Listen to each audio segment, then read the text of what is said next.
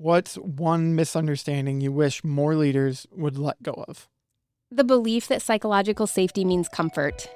It doesn't. Psychological safety isn't the absence of accountability, tension, or difficult conversations.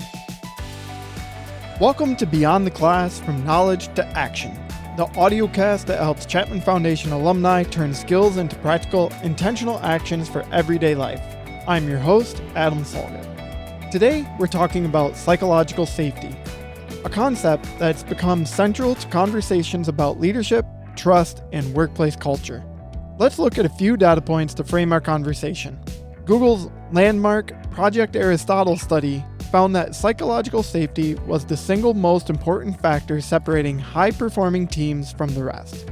It mattered more than team composition, seniority, or individual talent.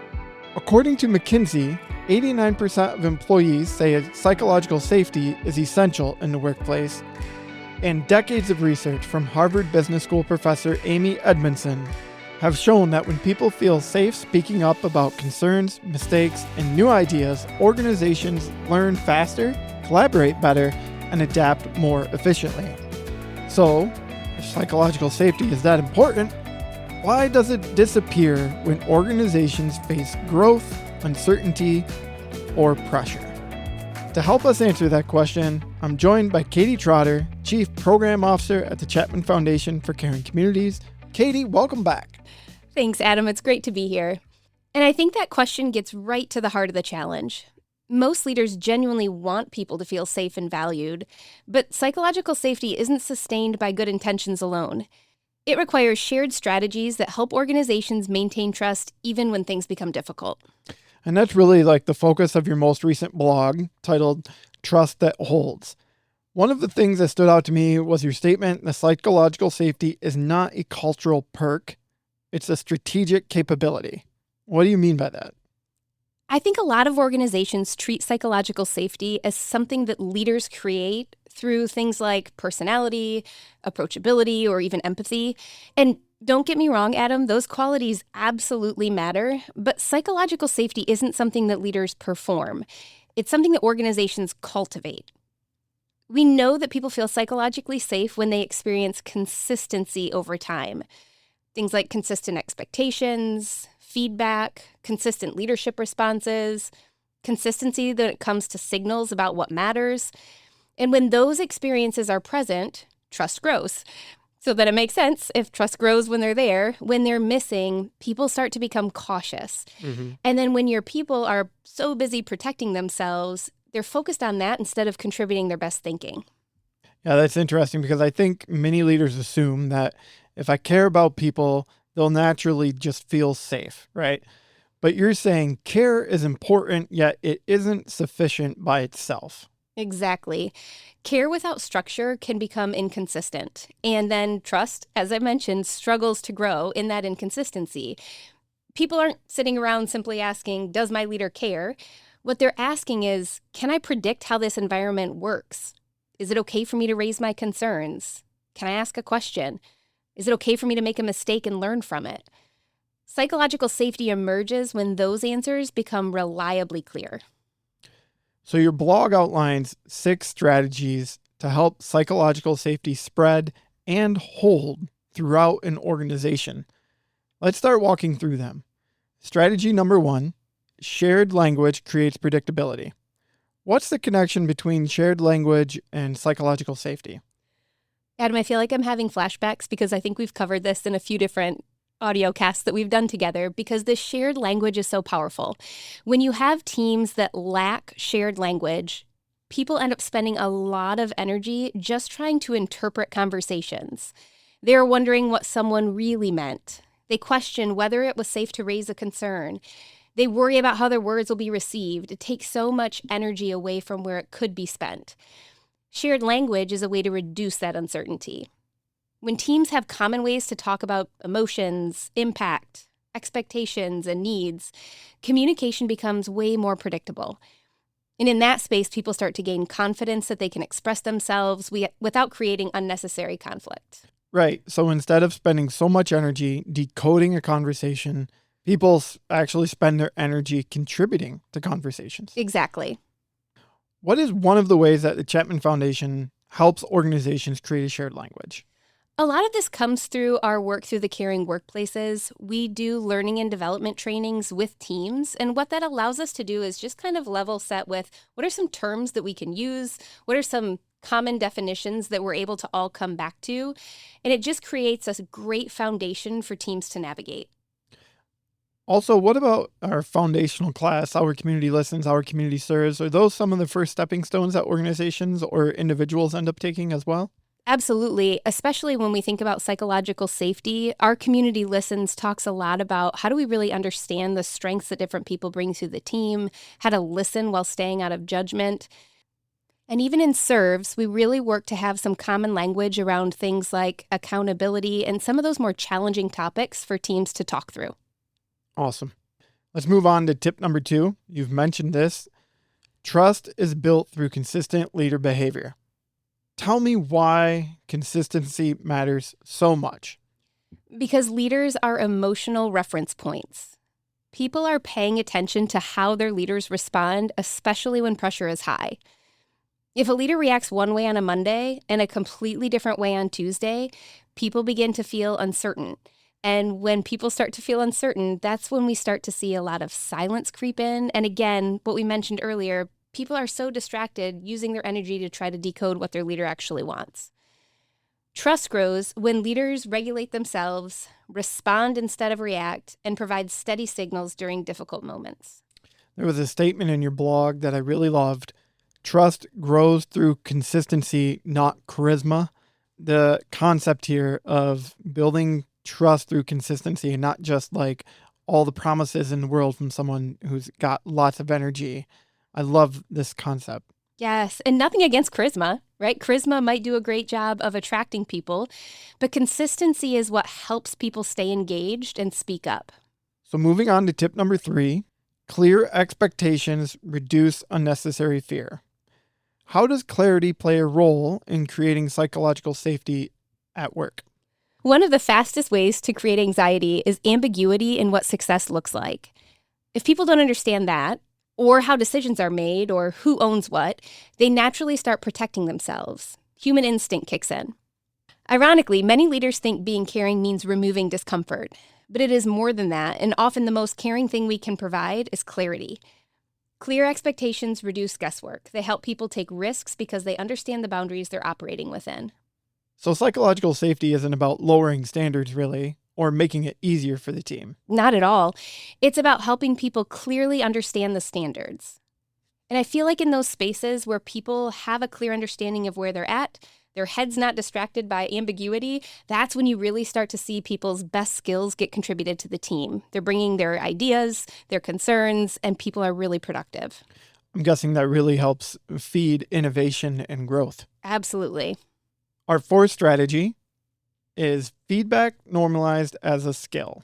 This one feels particularly relevant because feedback often carries so much emotional weight. It does, Adam. In many organizations, feedback only appears when something goes wrong. And as a result, people start associating feedback with criticism. But psychologically safe organizations normalize feedback as just a part of the learning process. When feedback is regular, timely, and expected, it becomes a lot less threatening. It shifts from correction to development. And over time, again, when people see that consistently done, they start to become more comfortable being seen as works in progress rather than believing they have to appear perfect. Do you think leaders ever struggle with setting a good example in this space where they feel like they have to be perfect? I think that happens a lot, Adam. I think for leaders, sometimes there is this expectation they place on themselves that they're going to be more respected or that their team members will feel better if they never see their leader make a mistake or always know the right answer. And we're just not seeing that in the research. So leaders making sure that they open up and take accountability and be vulnerable, I suppose, helps. Yeah, overwhelmingly what we're seeing is that sets the standard for the rest of the team to really acknowledge that going through work and trying new ideas and learning from our mistakes is really a way to create high-performing teams. Another way that leaders can consider being vulnerable is by showing recognition. So that is our 5th tip. Recognition signals belonging. And I think recognition is another form of feedback, isn't it? Yes, it's an incredibly powerful form of feedback. Interesting. So if we make giving feedback a skill and use it to also give recognition, I'm guessing that helps remove the stigma of feedback, that feedback is always going to be something that's deep in criticism. What else does recognition do? Recognition is an incredibly powerful tool. People are more likely to contribute when they believe their contributions matter. And recognition is a way to help communicate that exact message. And I'm not talking about generic praise, great job, you're awesome, rocking it. Specific recognition is powerful because it helps people understand the value that they bring to the team. When effort, growth, and impact are acknowledged, people gain confidence that their voice belongs in the conversation. Have you ever seen or picked up on blind spots that leaders might have when it comes to the type of recognition that they're putting out there for people? Oh, I can give you a case study, Adam, because I was definitely aware of a blind spot after I went through our Transforms training. Because as a leader, we often recognize the things that are most important to us or that we notice the most. So for me as a leader, I was constantly in meetings around outcomes, things that were produced, the number of people in classes. And so I was constantly delivering recognition about these outcomes. What I was not having on my radar were the people who were stepping out of their comfort zones to try something new, people who were growing into a new skill set that they'd never had before. And when recognition can be verbally given in those spaces equally, you start to see people really come to the table feeling like their effort belongs there. So that was for you. The blind spot was the idea of like the work being done to get to these outcomes. And I suppose that sometimes even if an outcome fell short, you might have lost track of, rewarding the hard work, or recognizing the hard work that someone did. Absolutely. I remember being in a team meeting one time where we had a project that didn't go the way we anticipated. And the leader of the group thanked us for failing quickly and learning some great lessons from it. And I remember that really sticking with me through the years. Wee-oo, wee-oo. Are those sirens? Is that the FBI? Katie, tell me why I might be bringing up the FBI right now. I'm guessing, Adam, that it's because I mentioned specific recognition and not generic phrases. Ding, ding, ding. Feeling behavior impact. And I have written a quick feeling behavior impact statement for you, a quick recognition statement. When you tell me you're excited to see me, to record these episodes, I feel appreciated and seen, and it makes me want to excel in the execution of our audio casts. Adam, that was perfect. And even in this context, just hearing kind of that specific feedback on what it is that I did, not only does it make me feel good, so that actually did work, but it also makes me want to do more of that the next time we get to work together. Awesome. Well, as we're getting through this, we're almost near the end of this episode. This is our final strategy. Systems reinforce what matters. Why did you save systems for your last tip? Because systems are often the hidden factor. Organizations can talk about trust and care all day long, but employees learn what truly matters by watching the systems around them. They look at things like your hiring practices, onboarding experiences, performance reviews, how promotion decisions are made, and different recognition programs. These systems quietly teach people what behaviors are actually valued. When you have systems that reinforce trust, accountability, and care, psychological safety becomes sustainable and consistent, like we talked about earlier. When systems contradict those values, trust becomes much harder to maintain. All right, Katie, let's take this into practical space. Let's make this feel a little more real. If a leader wants to know whether psychological safety exists on their team, what are some signs they should look for? It's a great question, Adam, and there are a few different things that you could look for. When you have an organization that has high psychological safety, you often see people asking questions without worrying about appearing uninformed. You'll hear people raising concerns before problems become crisis because they know people want to hear their thoughts. People speak up and admit mistakes and focus on learning instead of beating themselves up for it. You'll hear people offering different perspectives in a respectful way. There's a lot of giving and receiving of feedback without becoming defensive. And another thing that you'll commonly see is people staying engaged during healthy disagreement rather than withdrawing. All of those different behaviors are signals that people are really trusting the environment. I can think of a few complete opposites of what is going to be seen when I ask this following question. But I want you to spell it out because I think it's good to say them, right? So when psychological safety is missing, what can a leader see? You're absolutely right, Adam. You often see the opposite. People are staying quiet. Meetings feel safe on the surface, but you can tell that there are important issues that never get discussed. Feedback gets delayed instead of being delivered in a timely way, or maybe not delivered at all. Mistakes get hidden because people are fearful of the consequence. And as a result, innovation slows down. And I want to point out that the end result isn't always going to lead to an outward conflict because the warning signs of silence can linger for a long, long time. So your blog highlights where leaders commonly get stuck. What's one misunderstanding you wish more leaders would let go of? The belief that psychological safety means comfort. It doesn't. Psychological safety isn't the absence of accountability, tension, or difficult conversations. In fact, psychologically safe organizations often have more honest conversations because people trust that they can navigate disagreement productively. The goal is not comfort. The goal is creating an environment where people can contribute, learn, challenge ideas, and grow without fear of humiliation or punishment.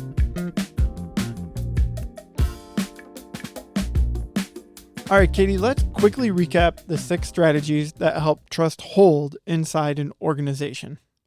Number 1, shared language creates predictability. Number 2, trust is built through consistent leader behavior. Number 3, clear expectations reduce unnecessary fear. Number 4, feedback normalized as a skill. Number 5, recognition signals belonging. And our last one, number 6, systems reinforce what matters. And when these 6 elements work together consistently, psychological safety becomes something people experience, not just something leaders talk about. All right, Katie, always my favorite question. What's one level up opportunity listeners can try this week? Before your next team meeting, ask one simple question. What is one thing we might be hesitant to talk about that would help us move forward? And then do 3 things. In the meeting, listen without interrupting. Thank the person for raising it. And then stay curious before becoming corrective. That small moment can send a powerful signal that honest input is welcome and valued.